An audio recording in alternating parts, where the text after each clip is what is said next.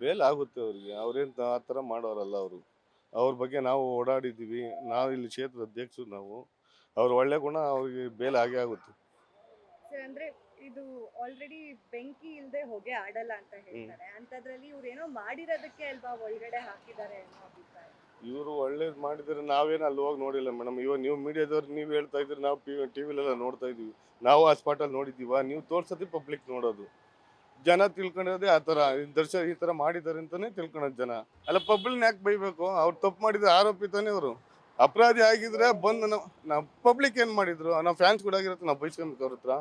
Sir ಫ್ಯಾನ್ಗಳಾಗಿರೋದಕ್ಕೆ ಯಾರು ಬೈಸ್ಕೊಳ್ಳಿ ಅಂತ ಹೇಳ್ತಿಲ್ಲ. ಯಾಕಂತಂದ್ರೆ ದರ್ಶನ್ ಅವರು ಒಳಗ್ ಹೋದಾಗ ಒಬ್ಬ ಅಭಿಮಾನಿನೇ ಕಮೆಂಟ್ ಮಾಡ್ತಾರೆ, ನಮ್ಮನೆ ಹೆಣ್ಮಕ್ಳಿಗೆ ರೇಪ್ ಆದ್ರೂ ಪರವಾಗಿಲ್ಲ, ನಾವು ಜೈ ಡಿ ಬಾಸ್ ಅಂತೀವಿ. 4 ಜನ ಈ ತರ ಇರಬಾರ್ದು.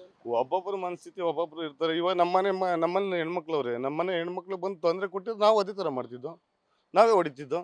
ನಮ್ಮ ಫ್ರೆಂಡ್ಸ್ಗಳಿಲ್ವಾ? ನಮ್ಮನೆ ಹೆಣ್ಮಕ್ಳು ತೊಂದರೆ ಆಗಿದ್ದು ಬನ್ನಿ ಬರ್ತಾರೆ ನಮ್ಮ ಫ್ರೆಂಡ್ಸ್ಗಳು. ಸಾಯಿಸ್ಬಾರ್ದಿತ್ತು. ಅವ್ನು ಮಾಡಿ ಅನ್ಎಕ್ಸ್ಪೆಕ್ಟೆಡ್ ಆಗಿ ಆಗಿರ್ಬೋದು. ಸರ್ ಅನ್ಎಕ್ಸ್ಪೆಕ್ಟೆಡ್ ಆಗಿ ಯಾರನ್ನ ಬೇಕಾದ್ರೂ ಸಾಯಿಸ್ಬೋದು. ಅವರು ಮಾಡಿದ್ದಾರೆ. ಅವ್ರು ಏನು ಅನ್ಎಕ್ಸ್ಪೆಕ್ಟೆಡ್ ಆಗಿ ಆಗಿದೆ. ನಾವೇನೋ ಟಿವಿಲಿ ನೋಡ್ರೆ ನಾವೇ ಆ ಸ್ಪಾಟಲ್ಲಿ ಹೋಗಿ ನೋಡಿದ್ದೀವ? ನೀವು ತೋರ್ಸೋದು ನಾವು ನೋಡ್ತಾ ಇದ್ದೀವಿ. ಇಲ್ಲ ಪೊಲೀಸ್ನವರೇ ಬಂದು ಸ್ಟೇಟ್ಮೆಂಟ್ ಕೊಟ್ಟವ್ರ ಈ ಥರ ಆಗಿದೆ ಅಂತ.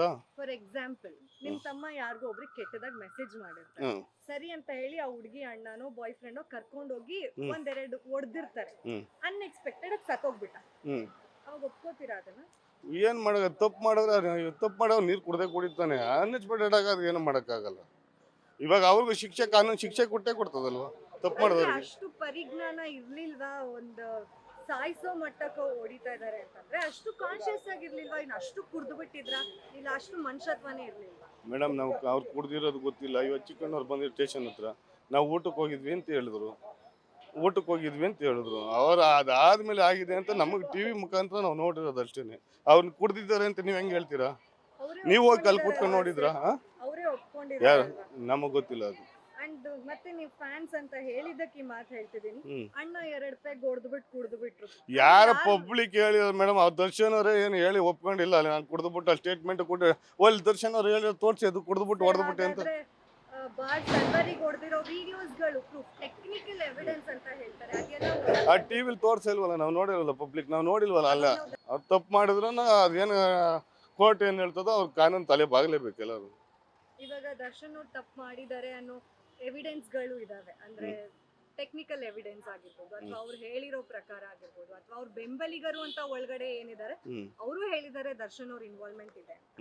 ಇದ್ರ ಪ್ರಕಾರ ಶಿಕ್ಷೆ ಆಗುತ್ತೆ. ಶಿಕ್ಷೆ ಆದರೆ ಮೇಡಮ್ ಶಿಕ್ಷೆ ಕೊಡಲಿ, ಕಾನೂನು ಪ್ರಕಾರ ತಲೆಬಾಗಿ ಬರಲಿ. ನಾವು ತಪ್ಪು ಮಾಡೋದು ನಾವು ಶಿಕ್ಷೆ ಅನುಭವಿಸಲೇಬೇಕು. ಅದೇನಾಗಿದೆ ನಮ್ಗೆ ಗೊತ್ತಿಲ್ಲ. ತಪ್ಪು ಮಾಡೋದು ಎಲ್ಲರೂ ಶಿಕ್ಷೆ ಆಗಲೇಬೇಕು. ಅವ್ರು ಆ ಥರ ಮಾಡಲ್ಲ ಅಂತ ನಮ್ಮ ಮನಸ್ಥಿತಿ ಹೇಳುತ್ತೆ. ನಾವು ಅಭಿಮಾನಿಗಳು ಅವ್ರು ಏನೇ ಮಾಡಿದ್ರು ನಾವು ಬಿಟ್ಕೊಂಡು ಕೊಡಲ್ಲ. ಅಂದರೆ ಅವ್ರು ಆ ಥರ ಮಾಡೋ ಅಂತ ನಾವು ಅವ್ರ ಜೊತೆ ಕೂತ್ಕೊಂಡು ನಾವು ಊಟ ಮಾಡಿದ್ವಿ. ಅಭಿಮಾನಿಗಳು ಅಂತ ಕರೆದು ನಮ್ಮ ಜೊತೆ ಕುಣಿಸಿ ಊಟ ಮಾಡಿಸಿದ್ದಾರೆ. ಆ ಪ್ರೀತಿ ನಾವು ಅವ್ರನ್ನ ಬಿಟ್ಕೊಂಡು ಕೊಡಲ್ಲ. ಗ್ಯಾರಂಟಿ ನ್ಯೂಸ್, ಸುದ್ದಿ ಖಚಿತ, ನ್ಯಾಯ ನಿಶ್ಚಿತ.